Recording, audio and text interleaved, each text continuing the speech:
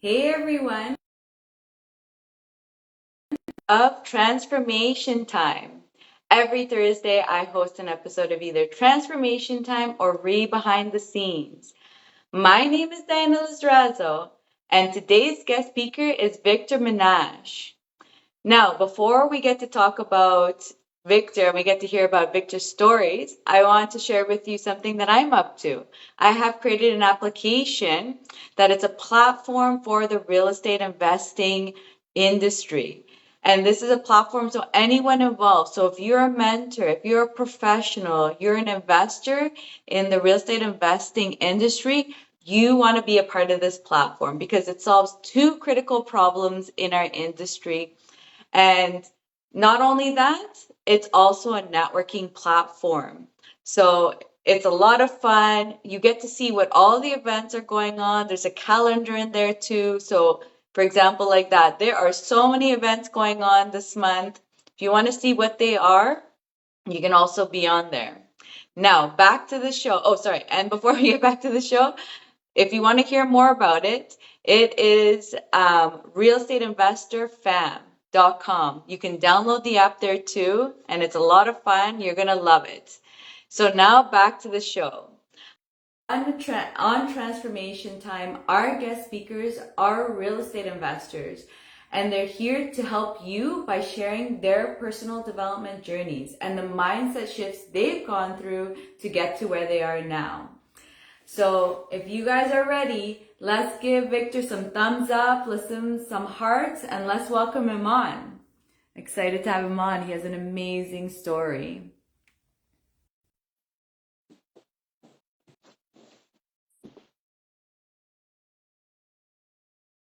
Let's see. There we are. Hey, Victor. Hey, that worked. Yay, we finally made it happen. First time on Facebook Very good. for me on a live.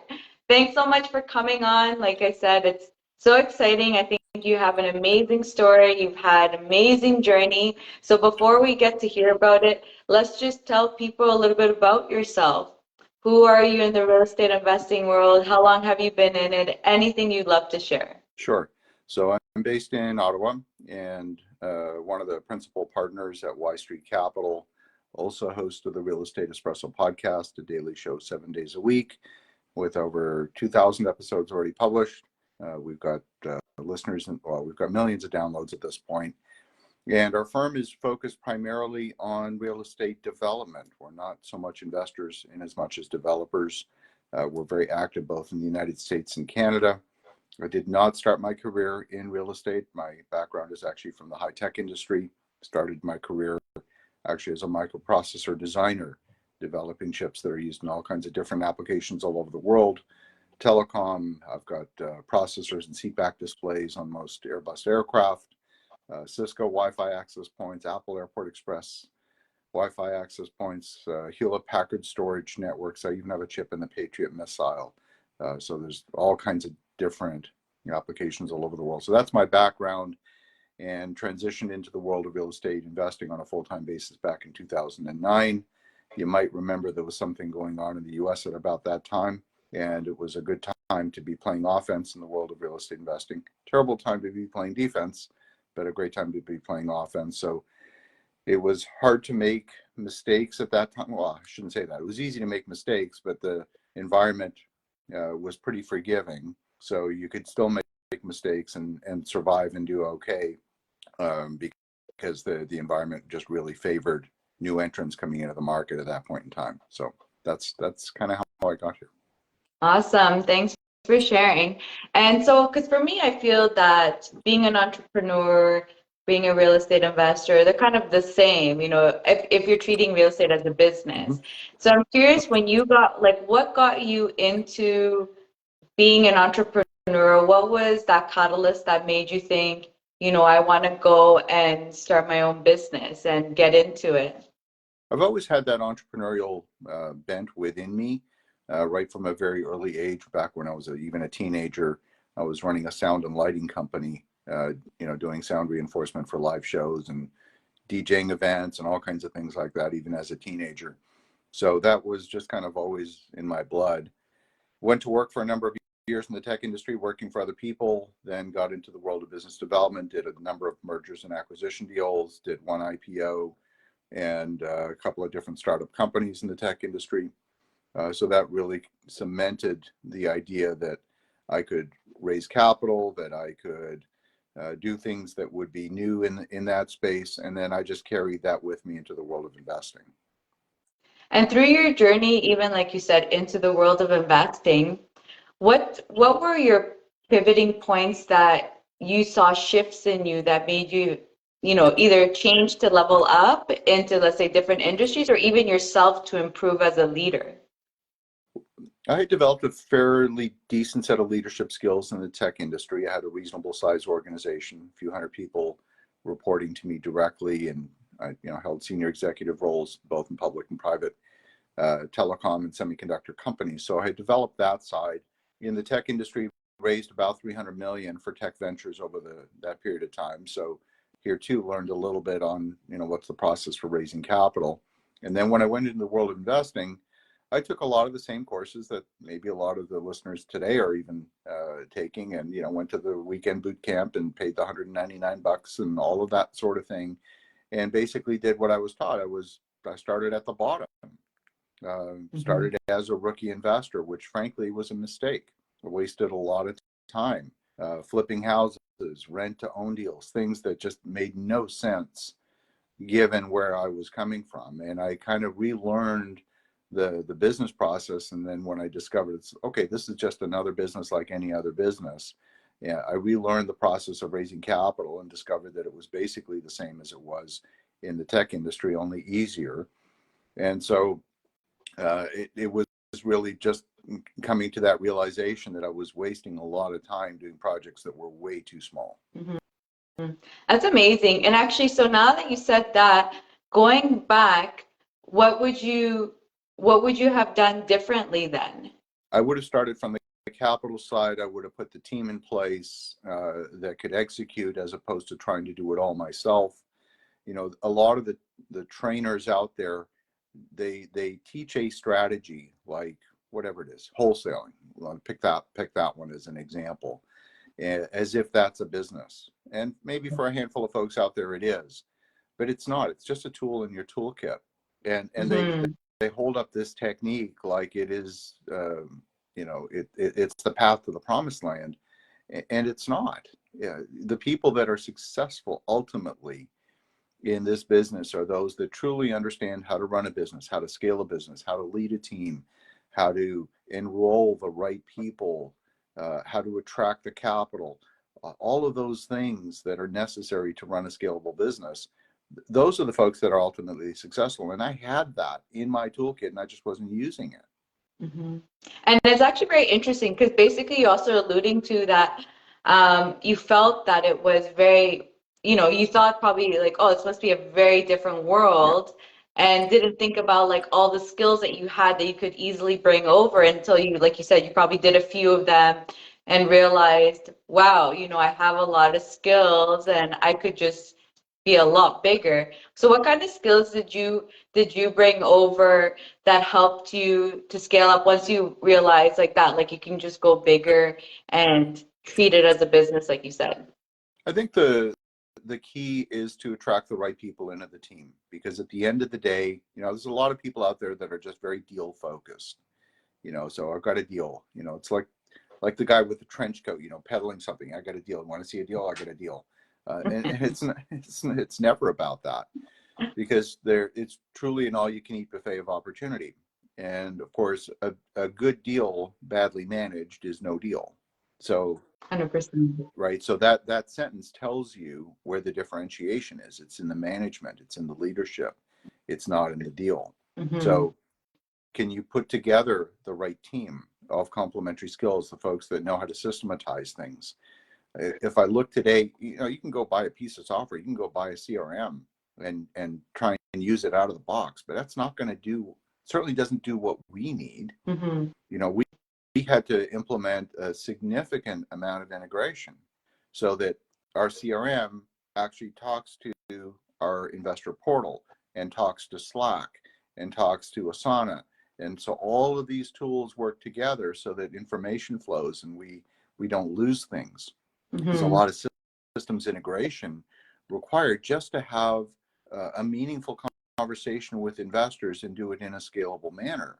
And that's just one tiny aspect. There's so many. So it's putting together that right team. It's attracting the right talent. Today, if I look at our average staff meeting on a daily basis, we're about a dozen people. Close to about a third of those are interns. And when I say interns, that may evoke the wrong image. It evokes an image of someone that's maybe in their last year of university. Our interns are folks that are very established. I mean, we had an intern working with us for a year who's a full practicing real estate lawyer, and he wanted to learn development. We have another person working with us as an intern who herself runs a construction management company and has a portfolio of 400 units. It's not your typical image of an intern. You know, we're Mm-hmm. talking about folks that are operating at a very high level. So it's really attracting that right talent, figuring out how they can help. You know, there is no real uh, school to become a developer. And I know there's a few programs out there. University of Ottawa just introduced one. Cornell has one that at least the curriculum looks somewhat decent. It's taught by folks that have some real industry experience. But you can't learn how to do this from a textbook. It's like learning to Mm-hmm. swim, reading a textbook by the side of the pool. You've got to get in the water. 100%. Right? So we when we bring people in as interns, you know, for example, we have someone who's a federal government employee by day, and in the off hours, she's managing. It's a small project. It's like a 12-unit apartment building in Portsmouth, Virginia, but she's taking that all the way through the entitlement process, and she's done that pretty much on her own with some oversight, some guidance from us. But that's the kind of you know, attracting folks that really want to learn, and so we're able to do more than we might otherwise naturally do because we have that extra help. Mm-hmm. And a And I lot of love people, your approach also because, like you said, there's only so much you can learn, but really, like you said, you have to get into the trenches. You just gotta like actually do the work and experience it. So it's like that you guys are having these interns so they can learn. And like you said, they're just going into something that's a new area they've never been in, but they're coming with a whole bunch of other skills, but they're just coming in to also just learn how it works. So I love that approach that you take because I also believe that's the way. There's only so much you can read, and and to be honest, it's always nice to follow someone like yourself, that it's like, well, you're doing it, why not be an intern for you so that you can just follow the way you're doing things instead of fumbling around. And that's probably why even I'm guessing you at the beginning started small because you probably didn't know anyone in the industry and you thought to take these courses. I'm sure if you knew someone and probably in like the investment firms, you probably would have been doing the same thing, like knocking on the door. Can I work for you? no, I think that the key, you know, when you look at what it takes to be successful, you often hear people say, well, you need more knowledge, so go take a course. And that is helpful, but it's Mm-hmm. not enough. 100%. I think you really need three things. So, you know, some people go to that course, they get the certificate, they say, great, I'm all set, and it's not enough. Then you have, because look, if what you needed was more information, anyone with access to Google should be a billionaire, and they're not. So that's clearly not the ticket. And then you've got the mindset folks that say, well, you've got limiting beliefs. You need your mind, you know, you're messed up in the head. You go get yourself some mindset. And right. And so if that were the ticket, then anyone who's been to a Tony Robbins event should be a billionaire. And they're Mm-hmm. not. So clearly that's not the ticket either. What I think is the game changer is to immerse yourself in the right environment. So those things Mm-hmm. that you think are foreign to you now become normal. So if you want to be a developer, hang out with other developers. If you want to be a world-class figure skater, hang out with world-class figure skaters. You know, why is it that the world-class figure skaters train out of a couple of rinks here in Canada? I mean, they have ice in Japan, they have ice in Korea. You know, Mm-hmm. it's to get in that right environment. So, you know, who do I hang out with? I hang out with Ken McElroy. I hang out with other developers, both locally here in the States, in Canada, and in the United States. That's who forms part of my personal ecosystem. I hang out with folks that have been some of the support for some of the biggest real estate development brands in the world. I've been running a mastermind for 13 years with a gentleman who's now 94 years old. He ran a major law firm in New York City, taught negotiation at the law school at NYU, worked for Donald Trump for 47 years. That's who I hang out with and learn from these folks. So it's really getting in that right environment. So the things that, when I'm stuck with an idea, or even if I think I know the answer, I go to those folks and ask their opinion. And often I'm surprised they bring a completely different perspective, because guess what? They've seen it all. Right? Yeah, and they've seen probably even different things. Like you've been in it for a long time, and even like you said, you talk to them, everyone has their different perspectives, and then so it just helps to bring in even different views, or even sometimes it may not be the answer what they give, but then it brings up something else in you that you're like, oh, actually, this is how I could solve it. So that's amazing. And that's true. I believe that too. I felt like I didn't realize the power of community and the people around, like having the right people around you, actually, until I got into investing in real estate. And like you said, because it's even like you help motivate each other. Because I mean, we all go through our ups and downs in real estate too. And sometimes it's just nice to see someone else, be like, oh, they're still doing it. So, I can keep on going. So just like the community helps in so many ways too. It does, and it's really about developing and establishing those relationships that can turn into partnerships, that can turn into collaborations. And you never know where they're going to go. Some of them go nowhere, and some of them develop into something that's pretty interesting. I mean, even for us, if I go back, a couple of years, we were doing projects that were still pretty interesting. And I often get the question of, how do you find these deals? And it sounds arrogant. Well, it sounds strange to say, I have no idea, because we don't hunt. And the reason we don't hunt is because all of the deals that, if you look at every single deal we've done, it's come to us. Someone has brought it to us. They've said, I came across this piece of land. I thought of you. Is this something you might be interested in taking a look at? Every single one. So then the question becomes, what is it we're doing differently that's causing that to happen? What are we doing from a positioning perspective in the marketplace that is causing us to be a magnet for those types of opportunities? Right? I mean, Yeah, it's a even very good question. right, like Would you like to tell us? I think it's positioning. I think it is, because at the end of the day, if you establish a reputation as folks that can get something done, people will put stuff in front of you. I mean, if you look at our biggest project by far, we were not hunting for it. In fact, when it came to us, we dismissed it. We said, it's too big, it's too complicated, it's too whatever. And we dismissed it. And it took us about 2 weeks to wrap our mind around it and say, you know what, this could be quite interesting. So I'll tell you about it, because it's an interesting story, but it's indicative of what is possible if you adopt the right mindset, attract the right people. So we were approached to purchase a ranch. It's just under 1,800 acres. 1,783 acres on the edge of Colorado Springs.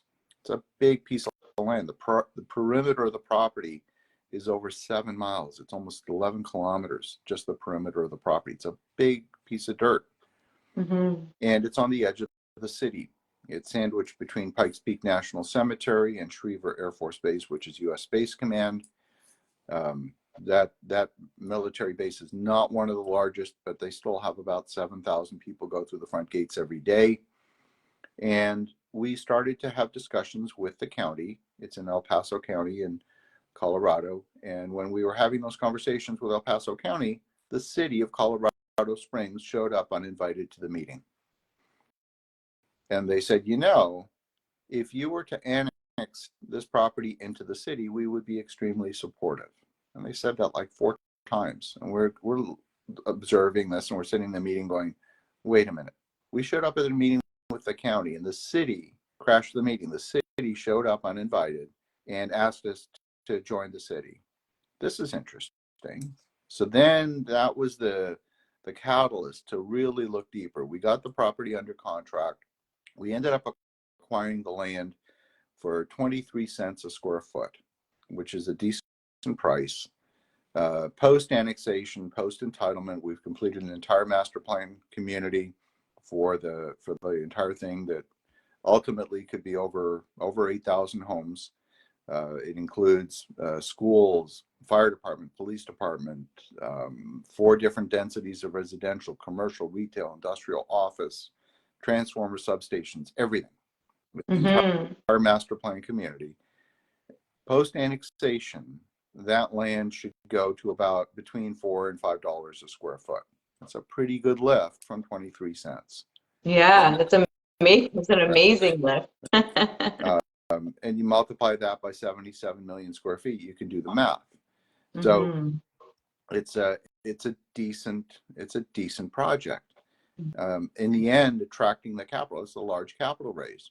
Attracting the capital in today's environment is difficult, but we attracted ultimately the right partners, folks who saw the vision.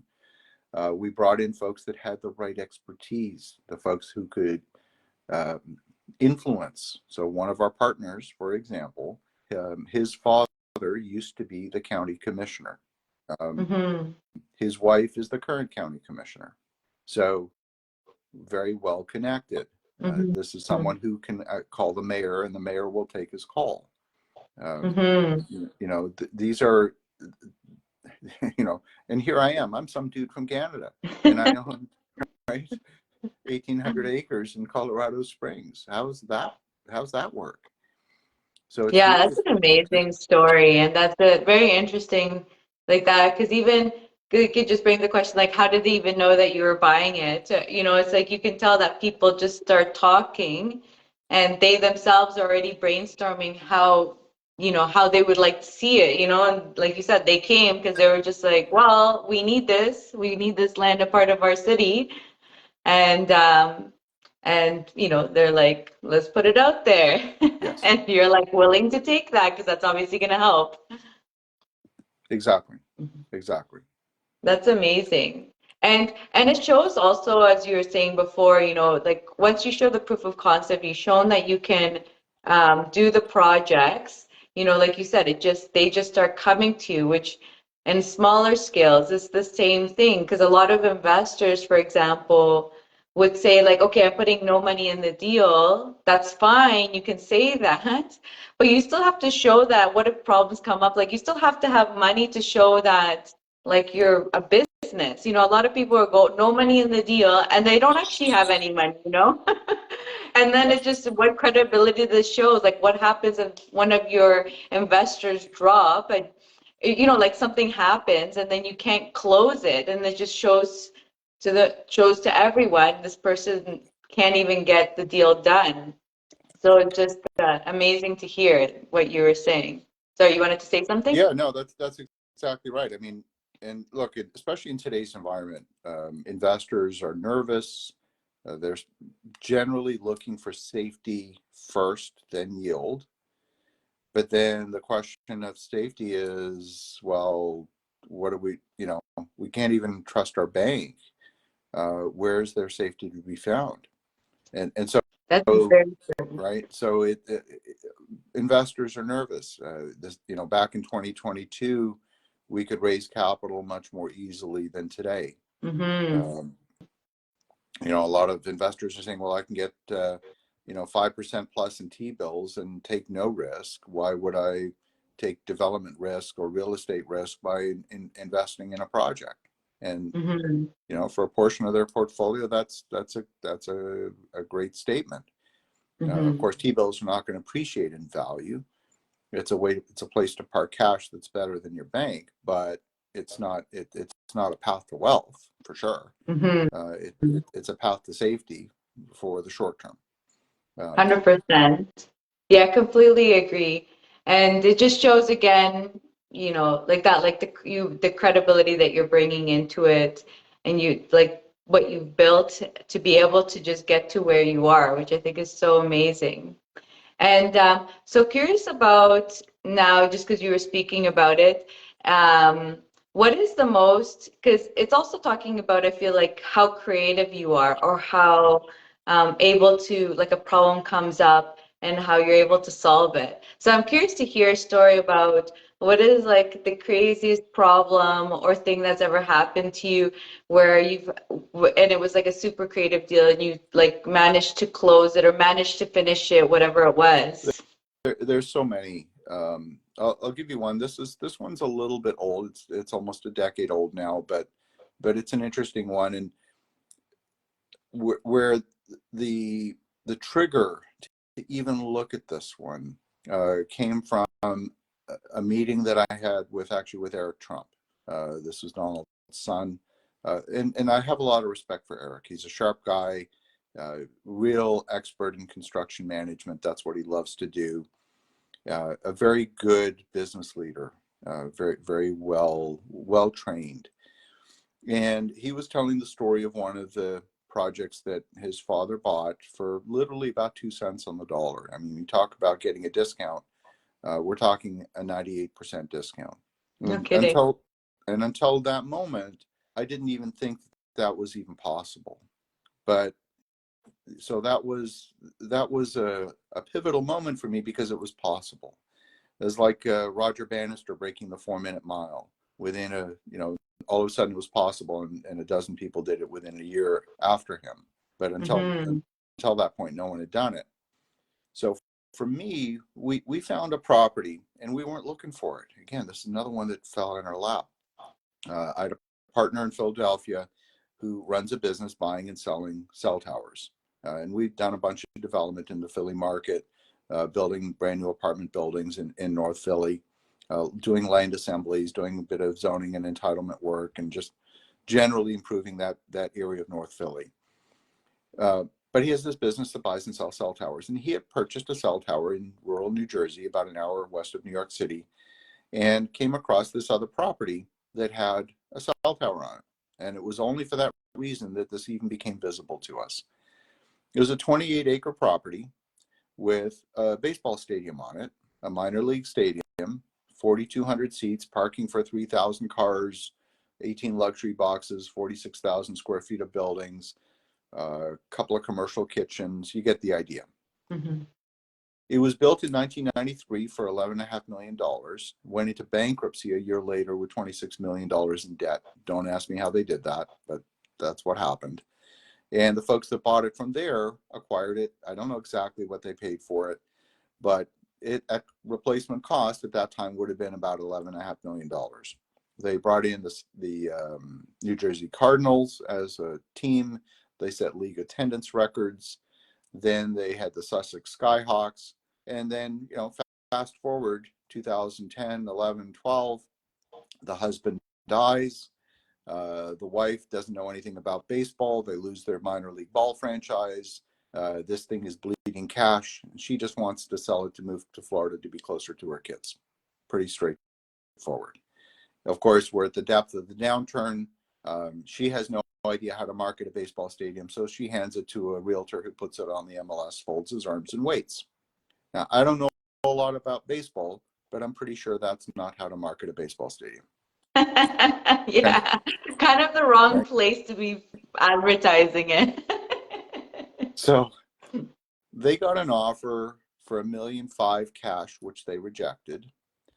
They got an offer for $1.8 million finance, which they accepted. They were asking $2.2 million. Remember, this thing cost $11.5 million to build. And they accepted the 1.8 offer. Their financing fell through. Now they've been sitting on this thing for 2 years. It's bleeding cash. And we looked at it and said, the breakup value of this property might be greater than the property itself. So we looked at the cell tower as a separate asset. Now, the way you value a cell tower is it's an income stream. So this cell tower had $50,000 a year in revenue from 3 carriers from Sprint, Verizon, and T-Mobile. And they're typically valued in real estate terms at about a 7% cap rate. So if you take 50 grand, you divide that by 0.07, you'll get a number. I haven't done the math in a while, but you'll get a number a little over $700,000. So the value of the cell tower alone by itself, just as an asset, was about 700 grand. So we said, wonder if we could buy the stadium, separate the cell tower, sell the cell tower, and reduce our cost basis on the stadium by 750 grand. So we said that seems like an interesting play.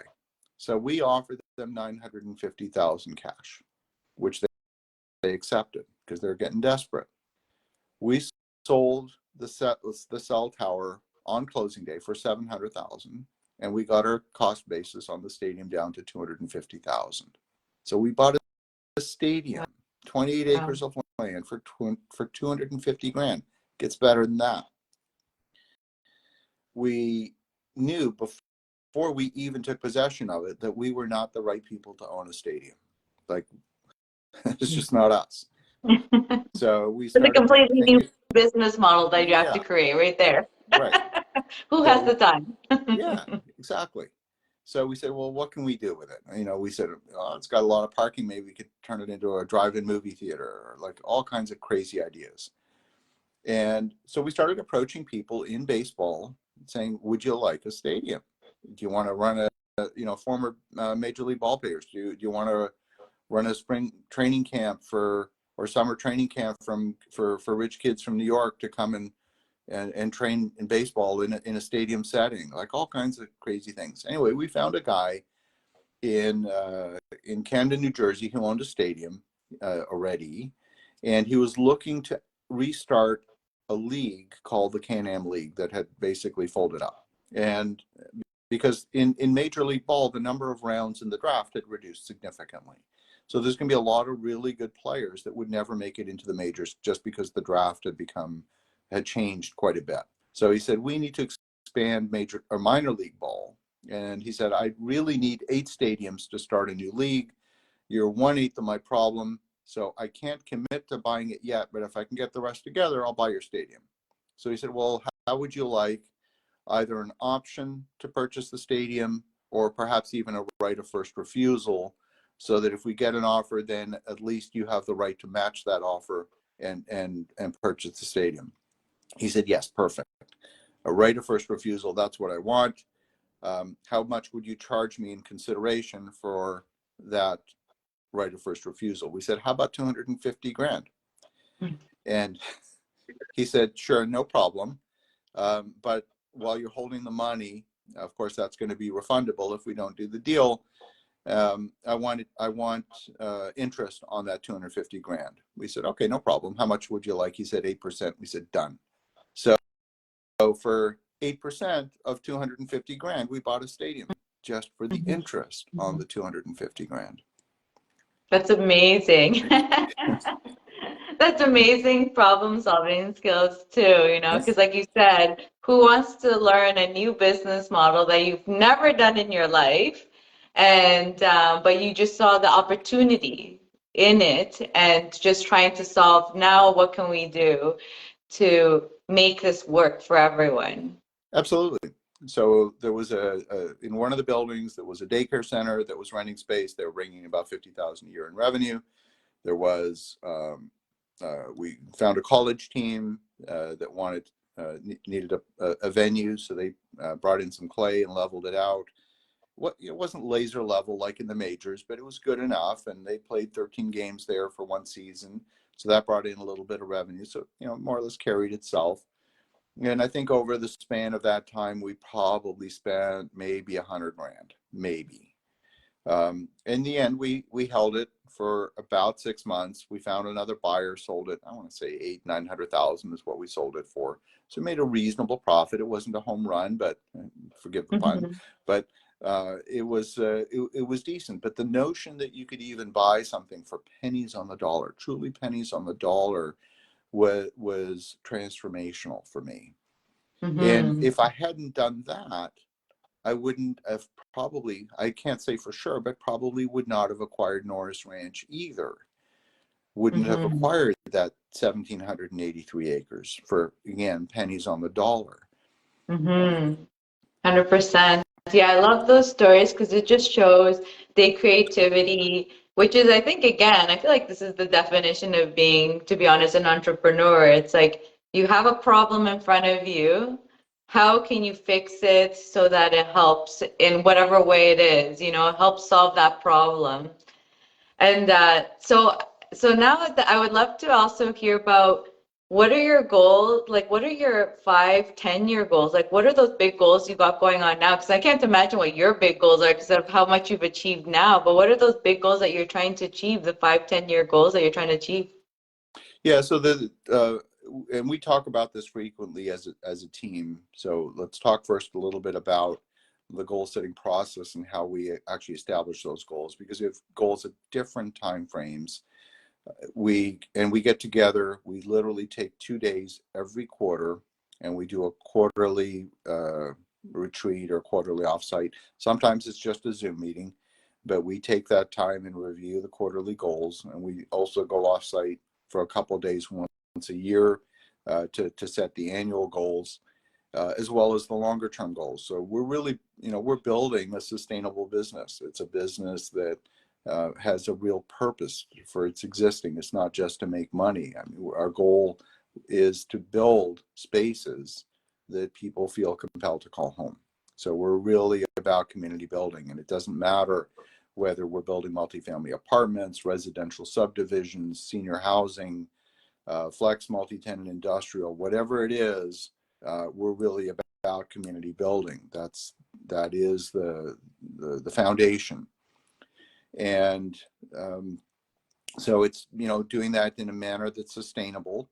We've got a lot on our plate right now. I think, I don't know exact count, but we'll call it close to a dozen projects, which for the size of organization we are is a lot. And we're currently actively raising on 3 different projects simultaneously. That's not easy either. Mm-hmm. So we're absolutely in growth mode, and but we see opportunities. So and it's difficult sometimes to say no to things that you say, you know what, I know how to get that done. That meets our criteria, and it's really, I kind of view the world as an all-you-can-eat buffet of opportunity. And if you have ever been to an all-you-can-eat buffet, you know that you have to be selective. You can easily get indigestion. So it's a matter of saying, well, yeah, I'd like a few more crustaceans, please, but oh man, I'm full. You know. 100%.